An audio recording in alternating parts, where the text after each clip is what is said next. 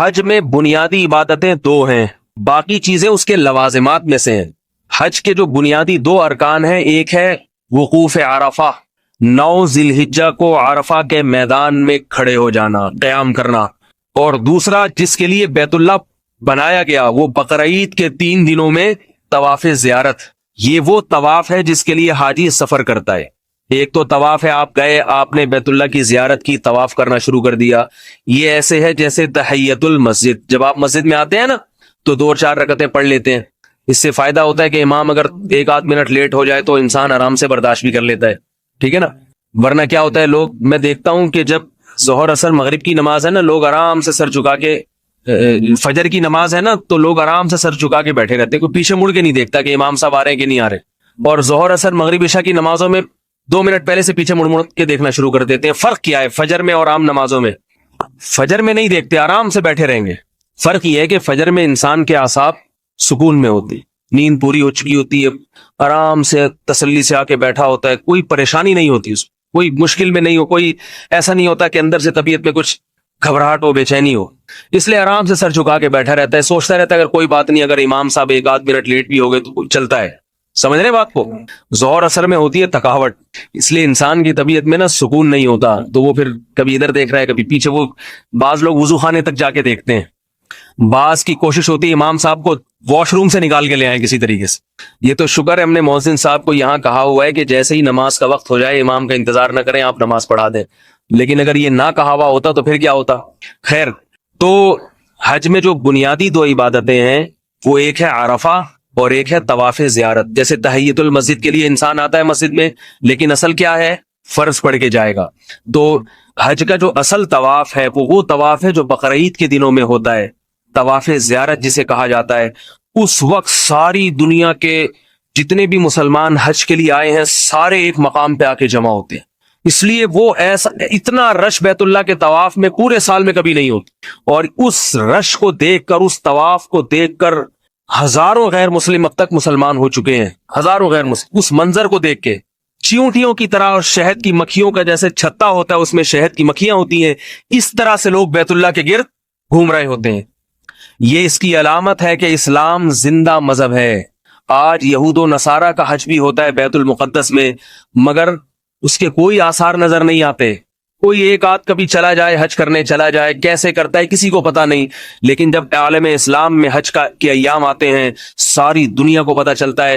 اور ابراہیم علیہ السلام نے جو ندا لگائی تھی، یاتین من علی کل غامر یاتین من کل فج عمیق، اے اللہ یہ ہر قسم کی سواریوں پہ نشیب و فراز کو عبور کر کے بیت اللہ کی زیارت کے لیے پہنچیں۔ اذن فی الناس بالحج، اے اللہ نے ابراہیم علیہ السلام کو حکم دیا تھا لوگوں میں اعلان کر دو کہ ساری دنیا سے لوگ آئیں اور مختلف سواریوں پہ سوار ہو کر اور نشیب و فراز کو طے کرتے ہوئے اس گھر کی زیارت کے لیے آئیں۔ جس وقت ابراہیم علیہ السلام کو حکم دیا جا رہا تھا اس وقت وہاں گھاس کا تنکا بھی موجود نہیں تھا، کچھ بھی موجود نہیں تھا، اور کوئی ایسے میڈیا کے ذرائع نہیں تھے جو ابراہیم علیہ السلام کی آواز ساری دنیا تک پہنچا دی جاتی۔ اللہ نے کہا اے ابراہیم آپ اس اونٹ پہ بیٹھ کے بیت اللہ کی تعمیر کرتے ہوئے صرف اعلان کریں، اس اعلان کو ساری دنیا کے سارے انسانوں کے کان تک پہنچانا میری ذمہ داری ہے۔ وہ اعلان اللہ نے ساری دنیا تک پہنچایا، اور ایام حج میں ساری دنیا سے پروازیں بیت اللہ کی زیارت کے لیے اڑنا شروع ہو جاتی ہیں۔ یہ بھی ایک اسلام کے حقانیت کی ایک علامت ہے کہ 1400 سال گزر گئے مگر اسلام تر و تازہ مذہب ہے، زندہ مذہب ہے، اس کی تراوٹ آج بھی نظر آ رہی ہے۔ تو حج میں جو ہے نا 2 چیزوں پہ زیادہ زور لگانا چاہیے جو حج کے بنیادی رکن ہیں۔ ایک ہے وقوف عرفہ، عرفہ میں وقوف کرنا، یہ اگر کسی سے رہ جائے تو حج ضائع ہو جائے، اور دوسرا ہے طواف زیارت، اور اس میں بھی طواف زیارت آسان ہے، کسی بھی وقت آپ کر لیں، رات میں کر لیں، دن میں کر لیں، اور طواف زیارت کی کوئی مخصوص عبادت نہیں ہے، بس بیت اللہ کے گرد 7 چکر لگانے ہیں۔ لیکن عرفہ کا جو وقوف ہے وہ لوگ ضائع کر دیتے ہیں۔ عرفہ کا دن زوال سے لے کے غروب آفتاب تک یہ دعا کا وقت ہے، دعا۔ اس میں سب سے بہترین عبادت کیا ہے میرے بھائی؟ بولو بھائی، دعا۔ اس میں جس طرح سے حاجی کو دعا مانگنی چاہیے وہ نہیں مانگتا۔ محرم سے لے کے ذی الحجہ تک کوئی دن ایسا نہیں ہے، کوئی رات ایسی نہیں ہے جس میں اتنی کثرت سے دعا کا حکم ہو جتنا میدان عرفہ میں دعا مانگنے کا حکم ہے۔ اور جو شخص اس وقت صحیح طریقے سے دعا مانگے گا، اور اس میں دعا کے آداب بھی عام دنوں سے بدل دیے گئے ہیں۔ عام دنوں میں حکم یہ ہے کہ آپ بیٹھ کے عاجزی انکساری کے ساتھ خوشبو لگا کے دعا کریں، جبکہ میدان عرفہ میں حکم یہ ہے جتنا دھوپ میں کھڑا ہو کر دعا کرے اتنی دعا کی قبولیت زیادہ ہوگی۔ یہاں کوئی شخص دھوپ میں چلا جائے دعا مانگنے، بدعت ہے۔ جب چھاؤں موجود ہے تو دھوپ میں کیوں کھڑا ہے بھائی تو؟ یہاں کوئی میلا کچیلا ہو کے دعا مانگے، بدعت ہے بھائی۔ جب اللہ نے غسل کے لیے پانی اور خوشبو دی ہے تو کیوں صاف ستھرا ہو کے دعا نہیں مانگتا؟ لیکن میدان عرفہ میں حاجی کا میل کچیل، اس کے پراگندہ بال اور دھوپ میں کھڑے ہو کر اللہ کے سامنے گڑ گڑانا، اللہ کو یہ عمل حاجی کا بہت زیادہ محبوب ہے۔ اس لیے عرفہ کے دن خیموں سے باہر آ کے دھوپ میں بیٹھنے کے بجائے کھڑے ہو کر دعا مانگا کرو۔ ہم نے اپنے اکابر اور بزرگوں کو دیکھا ہے کئی گھنٹے عرفہ کے میدان میں کھڑے ہو کر دعا مانگتے ہیں اور سجدہ کرتے ہیں مٹی میں، اور مٹی میں ناک رگڑ کے دعا مانگتے ہیں۔ جب عرفہ کے میدان میں سجدے میں جاؤ تو رومال نہ بچھاؤ، اسی مٹی میں ناک رگڑو، کیونکہ اللہ تعالیٰ کو اس دن حاجی کی یہ دیوانگی ہی اللہ اس کی دیکھنا چاہتے ہیں۔ وہاں اپنی شخصیت اور اپنا گریڈ اور اپنی جو ہے نا پرسنالٹی، اس کو تھوڑی دیر کے لیے باہر رکھ دیا کرو، بلکہ حاجی کو چاہیے یہاں جانے سے پہلے اپنی شخصیت کو یہاں چھوڑ کے جائے۔ یہ نہ دیکھے میں 18 گریڈ کا ہوں، میں کیا ہوں، میں بریگیڈیئر ہوں، میں کیپٹن ہوں، میں اللہ کے گھر میں دیوانہ ہوں، دیوانہ بن کے جا رہا ہوں اللہ کو منانے کے لیے، اور وہاں جا کے دیوانگی کا اظہار کروں گا۔ حاجی کو اللہ لباس ایسا پہناتے ہیں، شروع میں لباس ایسا، اس کا سارا لباس اتروا دیا کہ اپنی شخصیت، اپنی پرسنالٹی اور اپنا سارا تکبر وہاں رکھ کر آؤ، یہ میرا گھر ہے، یہاں تمہیں فقیر اور گداگر اور مسکین بن کے آنا پڑے گا۔ اپنا فقر و فاقہ اور اپنی گداگری دکھاؤ گے تو تمہاری سنوں گا، اور اپنی شخصیت اور اپنی پرسنالٹی دکھاؤ گے تو میں تمہاری نہیں سنوں گا یہاں پہ۔ تو میدان عرفہ میں مٹی میں سجدہ کرنا چاہیے حاجی کو، مٹی میں گڑ گڑ ناک رگڑے اپنی مٹی میں۔ اور یاد رکھو دعاؤں کی دو قسمیں ہیں، ایک اجتماعی اور ایک انفرادی۔ حاجی اگر عرفہ میں صرف گڑ گڑا کے دعا مانگ لے اور کچھ نہ کرے تو بھی انشاءاللہ اس کا حج ضائع نہیں ہوگا، کیونکہ جو طواف قدوم تھا وہ بھی واجب، صفا مروہ کی سعی بھی واجب، حج کا رکن نہیں ہے وہ۔ عرفہ کا میدان یہ اصل میں حج ہے، یہ جس کو مل گیا اس کا حج ادا ہو گیا۔ ہر چیز کی تلافی ہے شریعت میں، حج کے موقع پر دم دینے سے تلافی ہو جائے گی، اونٹ ذبح کرنے سے تلافی ہو جائے گی، لیکن میدان عرفہ کا وقوف اگر کسی نے نہ کیا تو اس کی تلافی نہیں ہو سکتی۔ اس وقوف عرفہ کو لوگ ضائع کرتے ہیں، کس طریقے سے میں آپ کو بتاتا ہوں۔ جتھے بنا کے بیٹھ جائیں گے، درود شریف کی محفل ہو رہی ہے، میں نے دیکھا ہے وہاں پہ صلاۃ والسلام کی محفل ہو رہی ہے، ٹھیک ہے نبی صلی اللہ علیہ وسلم پہ درود پڑھنا غلط نہیں ہے، ثواب ہے، مگر اس موقع پر نبی نے کیا کیا وہ کام کرنا چاہیے نا۔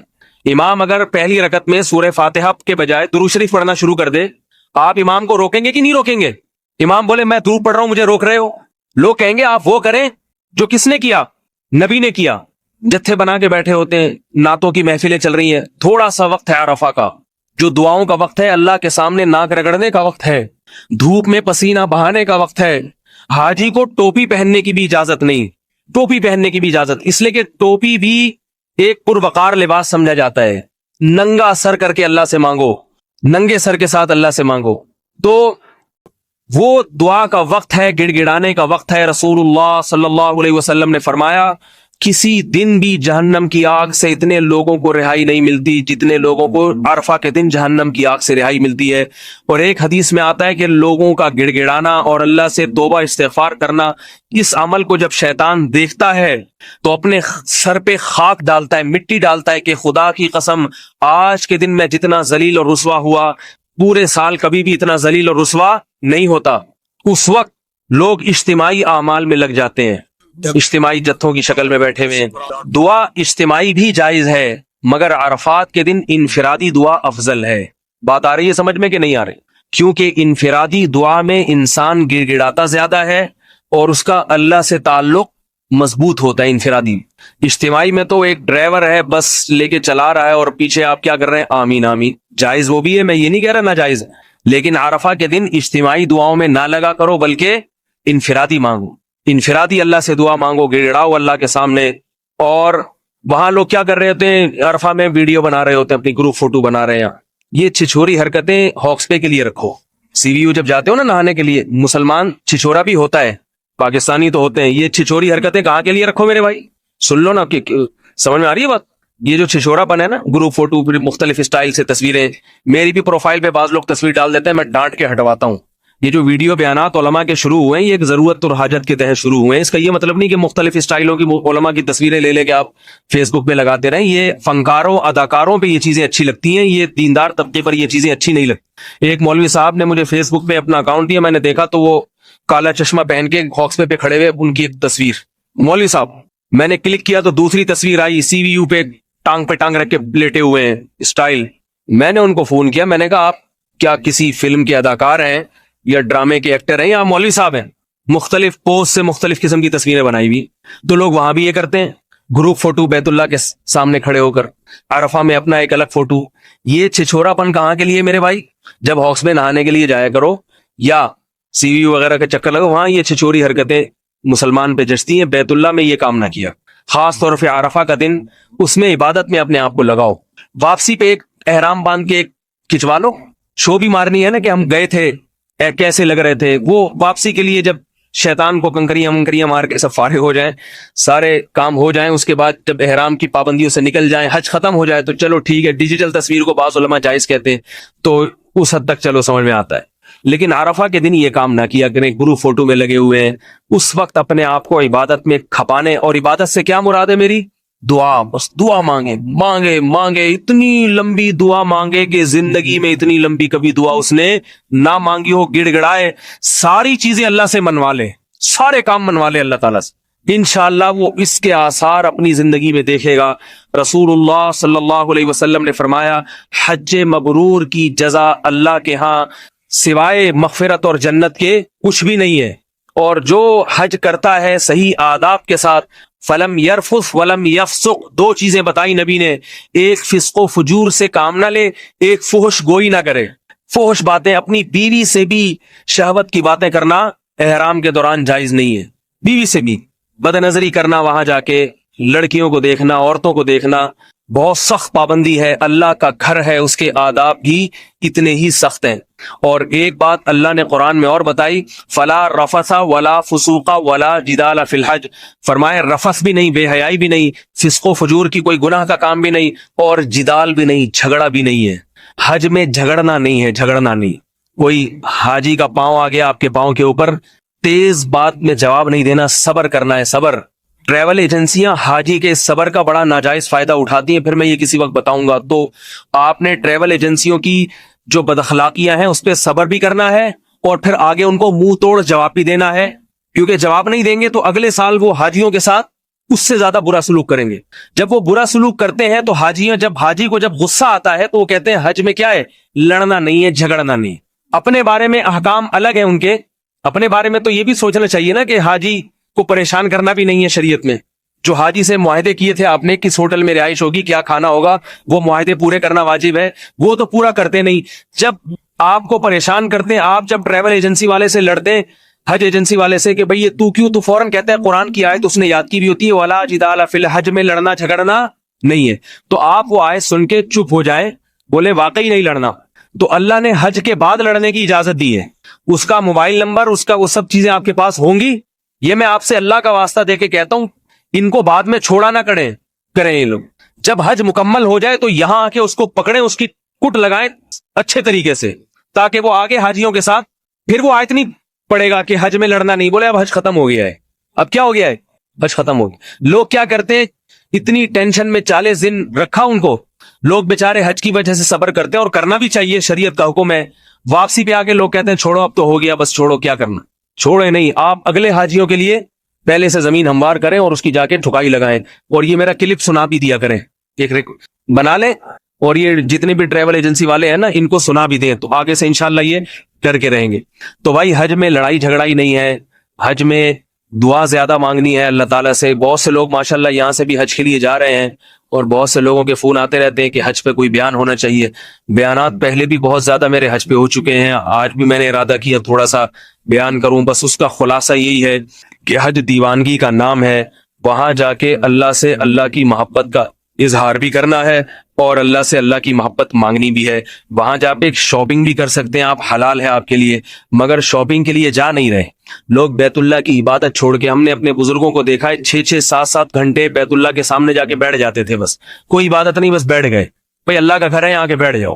ماں باپ جب بوڑھے ہوتے ہیں ان کو خوشی ہوتی ہے ہمارا بچہ رہنے کے لیے ہمارے پاس آ جائے, کوئی بھی خدمت نہ کرے, بس جی بیٹی آئی ہوئی ہے رہنے کے لیے, بیٹا آیا ہوا ہے رہنے کے لیے, ہوتی ہے کہ نہیں ہوتی؟ تو اس طرح اللہ کو بھی خوشی ہوتی ہے میرا بندہ یہاں رہنے کے لیے آیا, بیت اللہ کے سامنے تکیہ لگا کے لیٹ بھی جائیں آپ تو بھی ثواب ہے, اگرچہ وہاں شرطیں لیٹنے نہیں دیں گے آپ کو, لیکن مقصد یہ کہ جیسے چاہیں آپ بیٹھ جائیں, بیت اللہ کو دیکھنا, وہاں جا کے بیٹھے رہنا, یہ بھی عبادت ہے. شاپنگ سینٹروں میں اپنا ٹائم ضائع نہ کریں, اپنی بیویوں سے کہیں یہاں چیزیں سستی ملتی ہیں, یہیں کا مال سارا وہاں جاتا ہے, یہیں سے وہاں جاتا ہے, وہاں سے خرید کے, جائے نمازیں یہاں سے جا رہی ہیں وہاں سے خرید کے حاجی لے آتا ہے, یہ بھی جائے نہ مسئلہ ہے. مجھے تو لگ رہا ہے اب کھجوریں بھی لیاری سے جا رہی ہیں, تو کھجور دیکھ لیا کریں یہ مدینہ کی ہے بھی یا نہیں ہے, یہیں سے کھجور جا کے یہیں سے گھما کے لے آتے ہیں جی, وہاں کی کھجور ہے. تو وہاں عبادت میں زیادہ وقت انسان کو خرچ کرنا چاہیے, اور گناہوں سے توبہ, کبیرہ صغیرہ گناہوں سے انسان توبہ کرے. اللہ تعالی ہم سب کو حج کی سعادت نصیب فرمائے, اور جن لوگوں نے حج کا ارادہ کیا ہے ان کے لیے حج کو آسان بھی فرمائے, اور حج کو تمام آداب کے ساتھ بجا لانے کی توفیق عطا فرمائے.